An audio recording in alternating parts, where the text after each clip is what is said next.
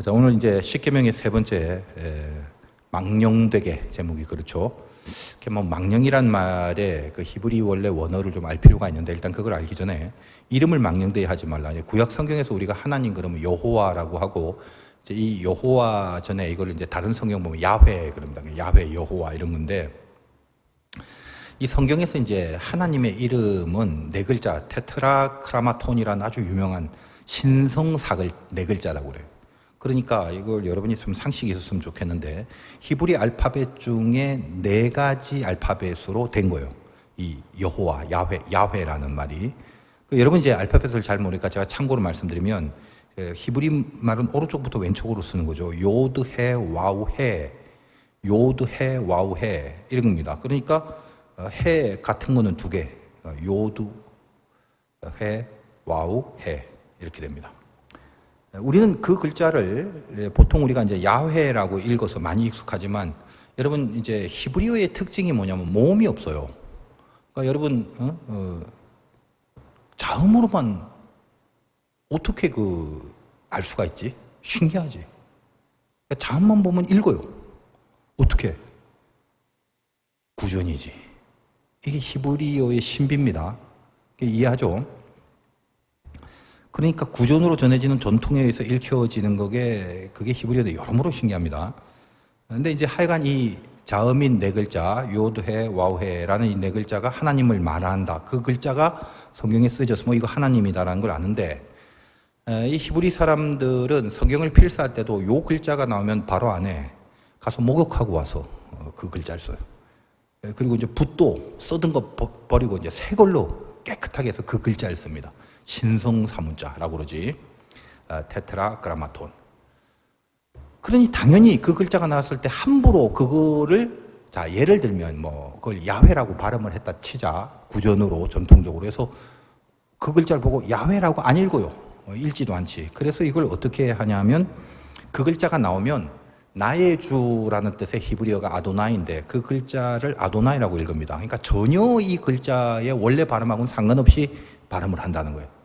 그만큼 이거 굉장히 고귀한 뜻이기 때문에 그런데 아도나이도 이제 히브리 말인데 그러다 보니까 나중에는 옛날에는 구전으로 이렇게 자음만 있어도 어떻게 발음이 계속 전통적으로 이렇게 전해 내려왔는데 그 중에 요 네 글자는 아도나이라고 발음을 하다 보니까 그럼 원래의 이건 뭐라고 발음을 했는데가 잊혀져 버리게 된 거지. 그래서 나중엔 몰라. 이 네 글자가 대강 무슨 자음 정도의 발음은 낼 수 있어도 정확한 어떻게 발음을 했는지 모르고 그냥 아도나이라고 오랫동안 발음을 하는 바람에 잊어버리게 되는 발음이 먼저. 그래서 이제 후대에 그 네 개의 자음과 그동안 계속 이 글자 네 개를 보면 아도나이라고 발음을 한 아도나이 할 때 아오도나이 아오아이 그 모음과 그 헤요드 헤화우라는 이 자음을 슥 섞여갖고 여호와 이렇게 부른 거야. 그래서 여러분 이제 그 여호와라고 많이 익숙했던 그 발음은 이제 그렇게 나온 겁니다. 그래서 성경에서 여호와라고 우리가 발음을 알게 되는 게 그렇게 오래된 얘기는 아닙니다. 이제 참고로 그걸 아시면 되고 그만큼 어떤 거요? 이 히브리 사람들에게 있어서 하나님이라는 이름은 굉장히 예민한 거였고 함부로 손댈 수 없는 그런 거였다는 거예요. 여러분 시대에는 그런 영화가 있으니 인디아나 존스라는 영화 혹시 알아요? 가끔 들어볼 수도 있지. 그 인디아나 존스 보면 제가 정확하게 기억은 안 나는데 그 어떤 관문을 통과할 때 그 수수께끼 같이 있잖아. 그래서 무슨 여기 돌 이렇게 있는데 그 돌 중에 하나 잘못 디디면 밑으로 막 푹 빠지는 그런 거야. 근데 거기 이제 수수께끼를 주잖아. 인디아나 존스 2인가 3인가 잘 모르겠네. 그러니까 하나님의 이름을 이렇게 밟아가라 그런 수수께끼야. 그럼 이제 주인공이 알고 있는 것은 야훼니까 그 야훼 알파벳을 따라가면 되겠다 해서 그 야훼의 알파벳을 딱 밟는 순간 밑으로 푹 빠져갖고 죽을 뻔한 거지. 근근히 이제 살아나갖고 다시 생각한 거야. 뭐지? 이 사람들은 야훼라고 안 읽고 그 야훼라는 글자가 나오면 아도나이라고 읽었지. 그래서 아도나이라는 자판을 밟고 무사히 건너간다는 유명한 영화다. 이거 뭘 알아야 영화를 봐도 깊이가 있고 뭐 좀 감동이 있고 그렇지. 제가 그 영화를 보면서 난 알고 있었는데 야 저걸 이해하는 사람이 이 관객 중에 몇 퍼센트나 될까 생각이 되더라고. 뭐 그만큼 뭐 어떤 또그 미국이나 이제 기독교 국가는 뭐 그런 게 익숙할지 몰라도 하여간 뭐든지 좀 지식이 있어야 영화를 보더라도 깊이가 좀 생기는 거지. 그만큼 그 정도의 글자였다. 자, 오늘 여호와의 그 이름을 망령되이 일컫지 말라라고 했을 때 상계명을 외우는 방법은 뭐 삼가 유치하잖아, 그지? 뭐 고인의 망령 뭐 그렇게 외우면 된다는데 이거 할수록 유치한데 그냥 여러 번 정도 되면 10개 되면요 이거 뭐 그런 유치한 방법 쓰지 말고 그냥 줄줄 외울 수 있길 바라고 그만큼 늘 익숙하게 하게 되기를 바라고 오늘 이제 삼계명 여호와 이름 망령되이 부르지 말라 할 때 그럼 망령이 제일 중요한 거네요. 망령의 뜻이 뭐냐? 히브리 말로 샤웨라고 하는데 1차적으로 텅 비었다는 뜻입니다. 자, 텅 비니까 거기서 뭐가 나오냐? 허무가 나오지. 허무에서 헛됨이 나오지. 그 헛됨은 결국 거짓이지. 그게 대표적으로 이 네 가지. 텅 비었다, 헛되다, 허무하다, 거짓이다. 이 네 가지를 갖고 있는 것이 망령의 뜻입니다. 노인네 망령 났네. 이럴 때 망령이 아니라 여기 샤웨라는 뜻이 그래요. 그러니까 망령되이 하지 마라. 그러니까 우리가 하나님의 이름을 이렇게 부르고 살잖아요. 그 하나님을 부르는데 이름만 부르지 이름만 불렀는데 부르지 마. 망령되게 이름을 불렀는데 그 이름 안에 존재가 없다. 좀 어렵나? 텅 빈, 없는, 허무. 자, 우리가 이제 10계명을 다루면서 현대적 의미를 부여했죠. 1계명은 뭐죠? 나의 다른 신은 우리식으로 표현하면 가장 리얼하게 어떤 메시지로 바꿀 수 있다고 그랬어요.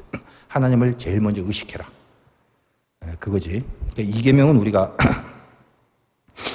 그 우상 섬기는 그런 문제인데 이거는 막 그냥 그 메시지 그대로 그 계명 그대로 외워야 되지만 조금 더 리얼하게 우리식으로 표현한다면 어떤 욕망과 인간의 욕심에서 순종의 자리로 가라. 이런 얘기를 계속 했습니다.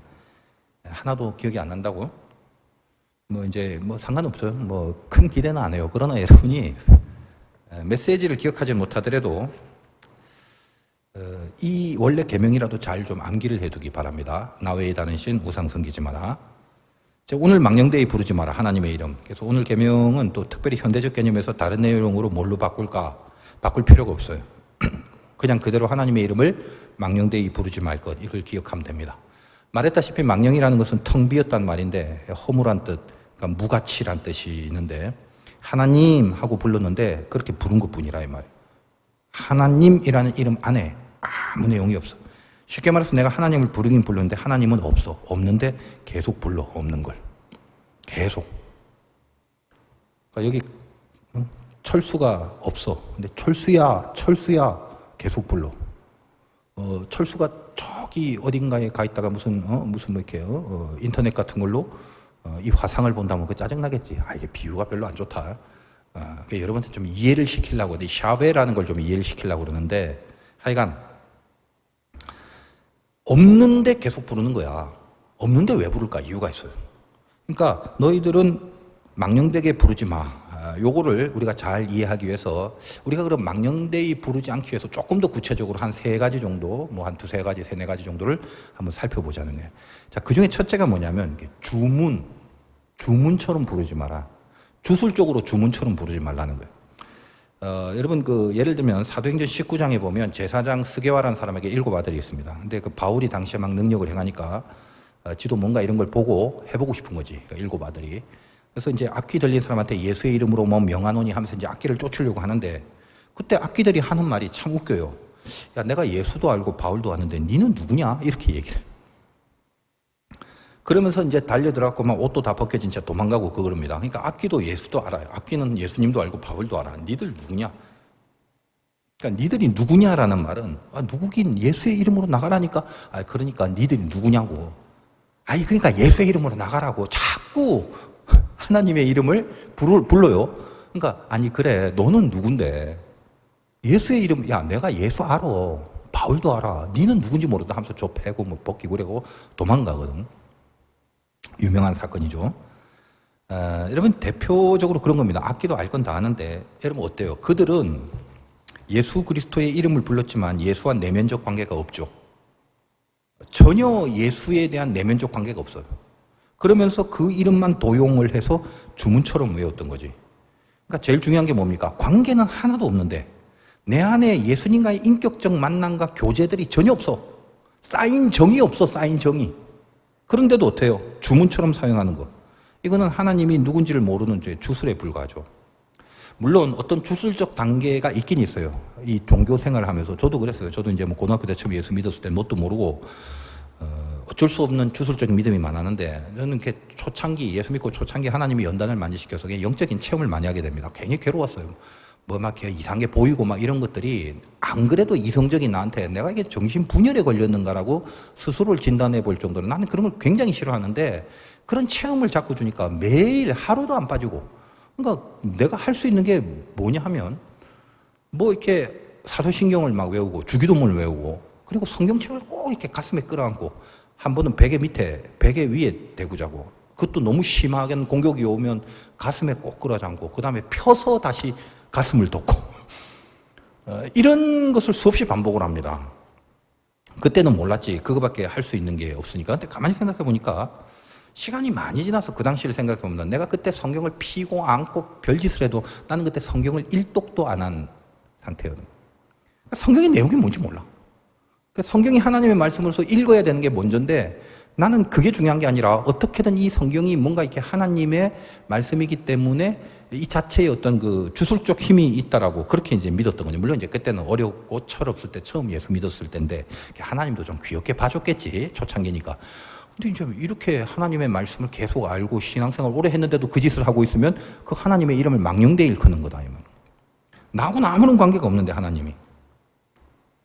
그런 거죠.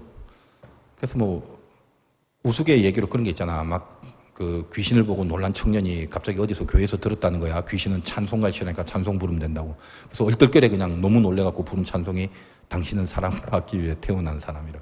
여기 귀신한테 찬송을 했는데 귀신이 조용히 듣고 있다가 그 찬송에 감동을 받아갖고 화답으로 찬송을 하더래. 감사해요. 깨닫지 못했었는데 내가 얼마나 소중한 존재라는 걸. 그러면서 뭐 서로 찬송가 갖고 오갔다는 우스개 이제 소리가 있습니다. 그만큼 우리는 느낌상 그래. 내가 하나님과 어떤 관계를 맺는가가 중요한 부분인데 그거는 다 놓치고 그럼 자꾸 도용하는 거예요. 주문, 열려라 참깨 그런 거죠.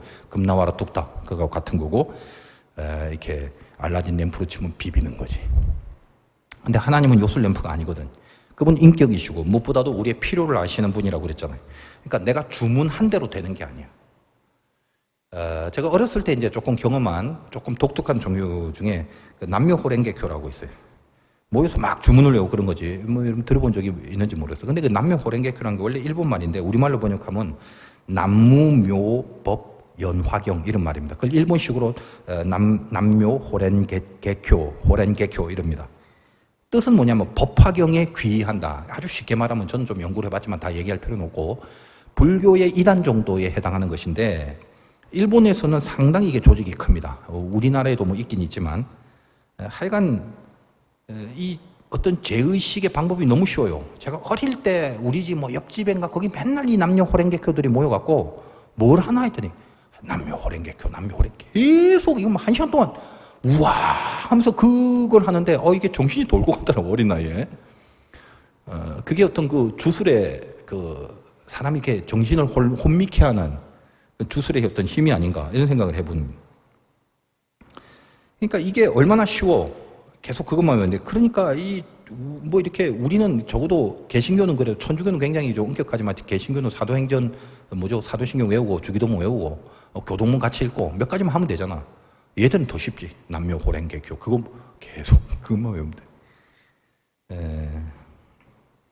저는 한참 이제 그 발음을 또 처음에는 남묘가 아니야. 남녀 이렇게 들어갔고 남녀 호랭이가 뭘 어떻게 하나 이런 게 착각을 해서 남녀 호랭이 뭔 소린가 어릴 때 한참 그런 좀 궁금해했습니다. 한참 지나서 이제 정확한 명칭을 좀 알았는데 지금 남녀 호랭개교에 대해서 알려줄 필요는 없고 그게 뭐냐면 주술 자체의 의미를 두는 거하고 똑같죠. 그 엘리야가 바알과 아세라의 850대 1의 싸움을 할 때도 그들의 신을 불렀을 때 너의 신의 이름을 부르라라고 했을 때 그 이름을 하루 종일 몸을 자해해가면서 불러. 주술이죠. 그런 것들이. 그러니까 제일 중요한 게 뭐냐? 망령되이 부르지 말라 중에 여러분이 명심해야 될 거는 하나님의 이름을 주문처럼 주술처럼 사용하지 말라는 건데 그 핵심이 뭐냐면 내가 하나님과 관계를 맺지 않고서 하나님의 이름을 도용하거나 하나님의 이름을 이용하려고 하지 마라. 그럼 이름 좀 부르면 안 돼요? 치사하게. 그런 말이 아니라 하나님은 제일 중요한 게 너와 나의 관계다. 네가 나와 신앙적, 인격적 만남이 있냐 없냐. 이 관계를 신앙이라고 그러지. 어떤 겉으로 보여지는 주술적이고 주문적인 것을 잘하고 그거를 많이 함으로써 신앙이 좋거나 하나님의 관계가 되는 게 아니다는 거죠. 여러분 이게 이런 거하고 똑같아요. 우리 한국 사람들 참 열심히죠. 그래서 일주일 동안 예를 들면 새벽기도, 수요예배, 금요예배, 무슨 특별 특세, 무슨 부흥집회, 뭐 주일예배 이런 거를 몽땅 한 번도 안 빠지고 다 참석했다고 치자. 그럼 그걸 갖고 하나님 앞에 신앙이 좋다라고 말할 수 있는가? 절대 그렇진 않죠. 일반적으로는 신앙이 좋겠지만 그게 만약에 하나님의 이름을 망령되이 부르는 것 같이 전혀 하나님과의 내면적 관계는 하나도 없는 상태에서 그렇게 겉으로 보여지는 제의식을 마치 꼭 주술처럼 여기지 않는다 할지라도 그런 것들을 많이 함으로써 내가 신앙생활을 한다라고 떼어버린다면 그것도 이 망령되이 하고 있는 거죠. 하나님이 없는데 무가치하고 허무한데 그러니까 여러분이 아무튼 다 빼고 제일 중요한 게 뭐냐면 신앙은 관계다. 하나님이 여러분을 만나고 싶어하고 여러분 안에 들어가서 여러분의 생각을 나누고 싶고 그 생각에 어떤 통치를 하나님이 하고 싶고 그 생각을 지도해 주고 싶고 그리고 그 감정을 하나님과 같이 교류하고 싶고 그 나아가고자 하는 의지를 같이 손잡고 가고 싶은 것이 하나님은 그러니까 여러분이 하나님과의 관계가 제일 중요하다라는 것을 명심을 하시기 바랍니다. 1계명은 내가 하나님 위로 올라가는 거고 2계명은 하나님을 내 밑으로 끌어내리는 거잖아. 3계명은 하나님과 이게 뭔가 동등하게 되는 것에 대해서 하나님이 지적을 하는 거예요. 그러니까 우리는 어떤 거예요? 하나님과 인격적인 관계를 갖고 그를 따라가고 그분의 통치를 받는 거예요. 내가 이름만 부른다고 해서 무엇이 이렇게 이루어지고 어떤 주술과 주문적인 것을 도용한 것으로 어떤 역사가 나타나 이런 건 없어요. 이거는 저 주술과 마술과 도깨비 방망이나 요술램프나 알리바바와 40인의 도둑만이 하는 그런 그 우상들이지 우리하고는 다른 거다. 자, 두 번째는 이름으로 맹세하지 말라는 거예요. 따지고 보면 성경에 맹세하지 말라 마태복음 5장 34절에 나와 있죠. 근데 여러분 왜 맹세하지 말까? 가끔은 맹세하는 게 어떤 극단적인 마음에 결단을 주는 효과도 있잖아. 나 이렇게 할까? 내가 맹세할게 이렇게. 근데 하나님 왜 마태복음 같은 데 보면 그 맹세하지 말라고 했을까라고 했을 때 좀 깊은 신학이 있습니다만 제가 오늘 그 설명은 안 해요. 오늘 이 계명에 입각하여 우리가 생각해야 될 부분이 뭐냐 하면 여러분 맹세를 보통 언제 하냐? 내가 할 수 있을 때 잘 안 해. 할 수 없는 것 같은 걸 맹세라는 표현을 하지. 너 이거 안 해? 하기 싫어? 못할 것 같아? 피하고 싶어. 근데 그 말 했다가는 안 돼. 그 자리를 모면해야 돼. 나 맹세할게. 보통 그런단 말입니다. 다 그런 건 아니야. 근데 이렇게 맹세하지 말라는 말은 왜 맹세하지 말라고 했냐면 그런 심보를 갖고 하지 말라는 거거든. 그게 이제 제일 중요한 부분입니다. 그러니까 지킬 수 있고 할 수 있으면 맹세를 왜 하냐? 하면 되는데. 맹세를 왜 하냐? 지킬 수 없는 것에 대해서 내가 이걸 못할 확률이 많은데 못할 확률이 많다 보니까 거기에 여호와의 이름을 걸어버리는 거지. 내가 하나님의 이름으로 할게 이렇게 맹세. 그렇게 하지 마라. 그렇게. 그러니까 너는 하나님의 이름을 걸고 목숨을 걸고 필사적으로 하겠다는 것이 아니라 하나님의 이름을 앞장 세워갖고 이 하나님의 이름을 일종의 합리화, 타당화, 정당성 이름을 내세운 거를 그래놓고 정작 해야 될 거는 안 한다. 이런 심보로 살아가는 종자들이 있다. 아주 예민한 깊은 지적이죠. 지금은 안 그러지만 이제 하연이가 우리 딸이 이제 어렸을 때 이제 내가 목사라는 걸 알고 내 약점을 알지. 뭐 사달라고 그래요. 그래 뭐 이렇게 귀찮잖아. 알았어 사줄게. 어차피 까먹을 거 뻔하니까. 그럼 이제 이걸 반드시 가져야겠다라고 생각을 하면 알았다 그래 사줄게. 귀찮아서 그러면 얘가 또 굉장히 집요해요. 뭘 하나 노리면 하여간 못 살게 해. 나도 얼만큼 집요한데 나중에 결국 귀찮게 돼서 알겠다 해버리겠지. 나는 속에는 마음이 없어. 안 해줄 거야. 근데 이제 귀찮으니까 빨리 이제 알겠다. 그럼 밖에 나가더니 성경책을 하나 갖고 와. 아빠 손 얹으라. 손 얹고 맹세를 하래. 그래서 야 이게 하나님의 이름으로 맹세하는 거 아니야. 그러니까 성경책 앞에서 손 얹고 얘기를 하래. 근데 이게 참 그죠. 내가 예술 믿는 사람이다 보니까 이 별거 아닌데도 그걸 무시를 못 하겠는 거야. 그래서 성경책을 갖고 얘기를 하면 그때야 이제 지도 안심합니다. 내 약점을 아는 거지 얘가. 그리고 나도 아무리 애들하고의 장난일지라도 성경책을 들이대는 것에 대해서는 내가 함부로 할 수가 없는 거죠. 그러니까 맹세라는 것도 이제 그런 의미입니다. 맹세 자체가 이제 어떤 결단을 내가 극대화할 수는 있겠지만 결국 뭐냐면 맹세를 했다는 말 안에 들어가 있는 부정적 심보, 지속적인 것을 못한다, 지속적으로 안 할 거다라는 어떤 그 심보가 서려 있는 맹점이 있는 거예요. 그러니까 거룩한 것, 신앙적인 것, 믿음이라는 것은 죽을 때까지 끊임없이 힘을 쓰고 하나님 편이 된다는 건 변치 않게 그 노력을 해야 되는 것임에도 불구하고 내가 어떤 잠깐의 그 기회, 시간, 그 어떤 사건, 그걸 잠깐 반짝하고 모면하고 피하고 도망가 버리려고 다시 잠깐 했다가 다시 원래의 상태로 그냥 가버릴 확률이 높은 그런 의미로서 그렇게만 하려고 하나님의 이름을 걸어버리고 그 자리를 피해버리는, 그러지 말라는 것입니다. 그러니까 이 맹세라는 말은 그러죠. 물론 이것이 굉장히 깊은 결단을 주는 효과도 분명히 있습니다. 그러나 지금 제가 말하는 거 부정적이라고 그랬지, 어떤 지속적인 거룩함을 주지 못하는 정서가 굉장히 강해요. 하나님의 이름은 한두 번 이용해버리고 그 자리만 모면하려는 의도로 사용하지 마라. 너희들의 결단이 지속적이어야 되고 하나님 앞에 정직해야 되고 진솔해야 되는, 이걸 중요시하는 거죠. 그게 이제 샤웨라는 뜻 속에 그래서 뭡니까? 없는데 허무하고 그러니까 이걸 뭐래? 거짓이라고. 그러니까 거짓으로 하나님의 이름을 마치 뭔가를 엄청나게 할 것 같이 도용해갖고 그러지 마라. 제가 한국 교회에 특별히 지도자들에게 이 하나님의 이름으로 맹세하는 케이스가 뭔가를 그냥 쭉 케이스들이 있는데 내 입으로 내가 얘기를 못하겠다. 그러니까 여러분도 그냥 알아듣고 그러지 않기를 바라고. 세 번째, 욕으로 사용하지 마는 것. 하나님을 욕으로 사용한다는 말이 뭐냐면 골리앗 같은 경우죠. 하나님 욕하다는 다이다이 뜨자. 뭐 이렇게 많이 싸우냐. 우리 편. 나 대표야. 니들 한 명만 나와. 아무도 못 나오죠. 그러니까 너희들이 믿는 하나님이 뭐냐. 그때 다윗이 발끈해서 나오잖아. 만군의 여호와의 이름. 네가 모욕하는 만군의 여호와의 이름으로 나간다. 늘 다윗은 내가 늘 얘기하지. 이 골리앗과 다윗의 싸움이 다윗 인생의 사실은 피크, 정점의 하이라이트.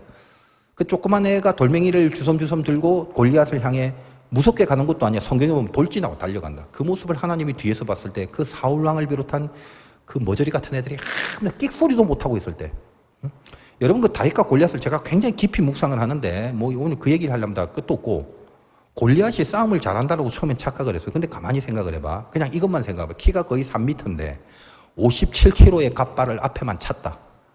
57kg면 지금 여러분 이제 10년 뭐 우리 자매들 10년만 지나면 충분히 능가할 몸무게잖아.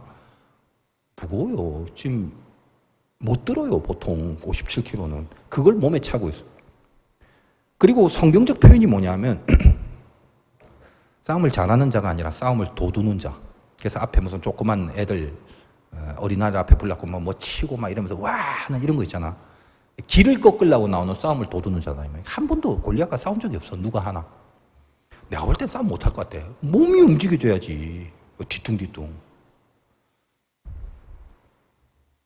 여러분 그 조직폭력 세계에 애들이 멋있어갖고 막 영화 같은 거 보고 막 몸에 막 도화지처럼 뭐 그리고 조직폭력 세계에 들어가면 제일 먼저 뭘 하냐면 그 꼬바리들은 그 표현이 좀 이상하지만 그냥 흰 쌀밥만 계속 쌀밥만 먹이는 거야. 왜? 몸 불리려고. 그래서 여기 무슨 뭐 유흥지점 같은 데 가면 이 막 양복 널널하게 입고 덩치 큰 애들이 이렇게 서 있는 게 이제 몸이 불어서 겉으로 이제 일본 말로 가오 잡으려고 이제 그러는 거지. 못 움직이죠. 물론 다 그런 건 아닙니다만 일반적으로 그렇단 말이에요. 그러니까 골리앗도 꼭 그런 존재야. 근데 거기에 절절 매고 떨고 있는 이스라엘 백성들 그 가운데를 그 조그만 애가 돌멩이 들고 돌진하는, 뭘로? 만군의 여호와의 이름으로. 하나님 진짜 그 모습 보고 나는 내가 봐도 늘 그 모습을 상상하면 눈물이 나올 것 같아. 하나님이 그 뒷모습을 보고 얼마나 큰 감동을 받았겠어. 저는 글쎄 다윗이 이제 나중에 범죄도 하고 실수도 하지만 하나님이 그때 그 한 방의 기억, 내 마음에 합한 자, 다윗 많이 봐준 것 같아. 하나님도 인격이잖아. 사실 여러분 좀 이런 말이 좀 애매하지만 하나님도 인격이기 때문에 우리가 하나님도 좀 요령 있게 관계를 잘 맺어야 됩니다. 가만히 이렇게 보면 이렇게 신앙생활할 때 하나님하고 요령껏 관계를 맺은 자들이 신앙생활 잘하는 걸 제가 좀 많이 느끼고 경험하는데 하여간 뭐 다 빼고 그때 다윗과 싸운 골리앗은 하나님의 이름을 모욕을 했죠. 그래서 네가 모욕하는 만군의 여호와의 이름으로 이렇게 나갑니다.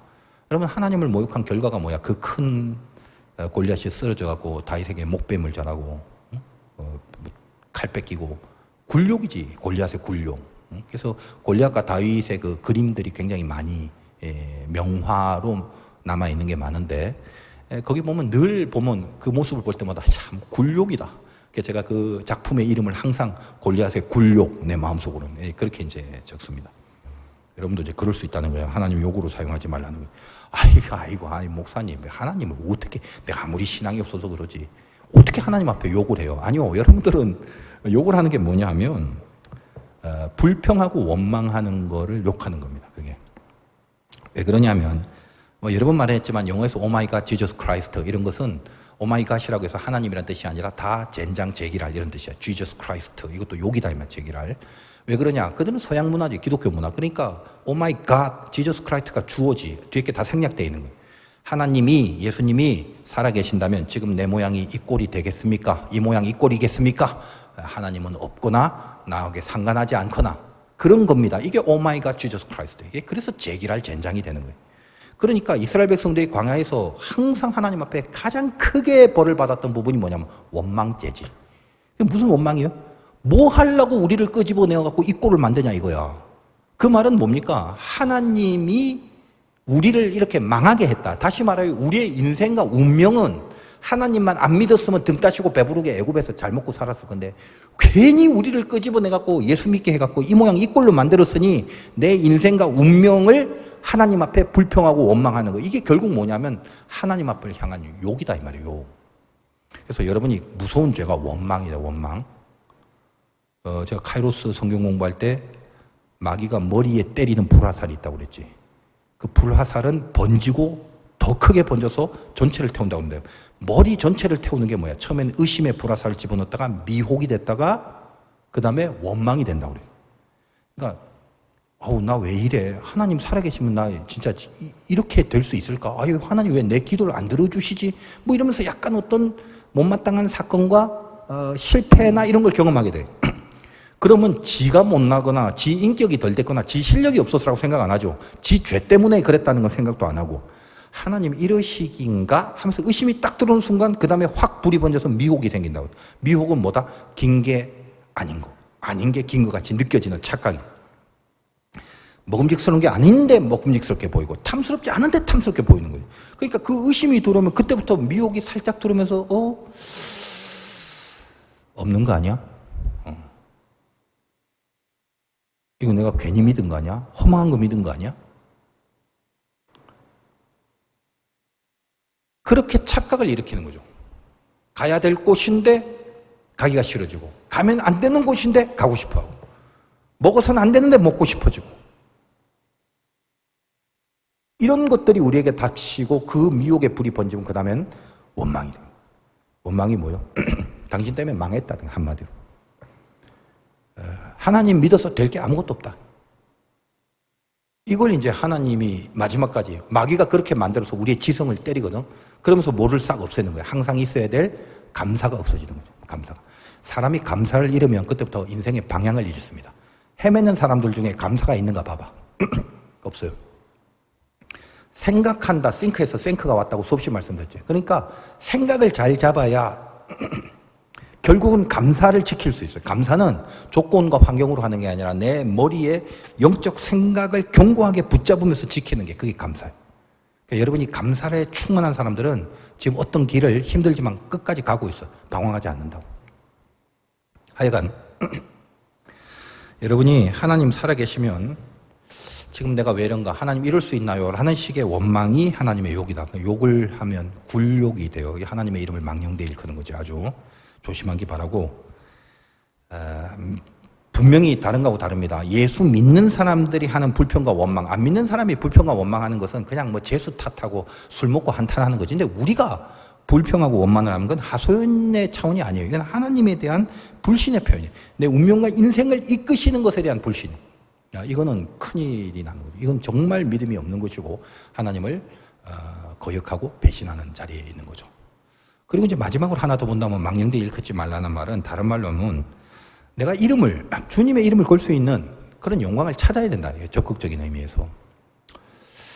그러니까 여러분 인생에 빛과 소금으로 불림받았는데 우리는 빛과 소금이라는 거는 좋아하는데 빛이 되려면 어둠으로 가야 되고 소금이 되려면 썩은 데로 가야 되는데 어둠과 썩은 건 싫어한단 말이지. 내가 어둠 속에 던져졌거나 썩은 데 던져지면 이거 왜 이래? 이러고 있단 말이야. 하나님은 거기서 빛과 소금이 되라는 거잖아. 여러분 밝은 데서 빛이 빛으로 존재하지 않아요. 소금이 깨끗한 데서 소금의 역할을 못하죠. 그럼 여러분이 빛과 소금이 되려면 그 기본적 전제가 뭐야? 어둠 속에 던져져야 되고 부패 속에 들어가야 되겠지. 그러니까 여러분의 이 세상이 뭐야? 어둠과 부패잖아. 좋잖아.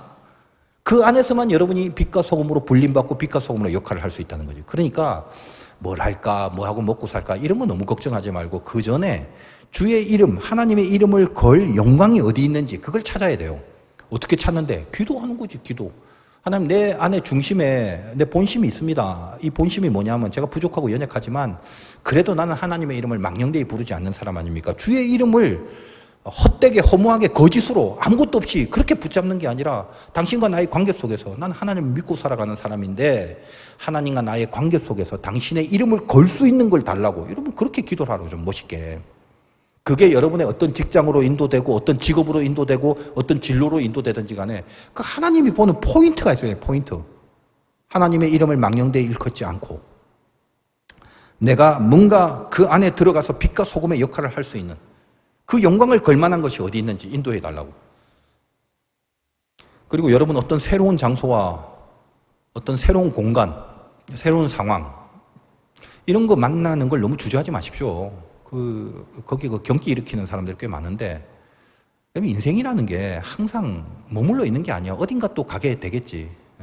그건 뭐 공간의 문제의 의미보다는 어떤 상황의 문제일 수도 있고, 그죠? 그러니까 중요한 게 뭐냐면 어디로 가느냐는 하나님의 권한이기 때문에 내가 그걸 골똘하게 자꾸 정하려고 하지 마요.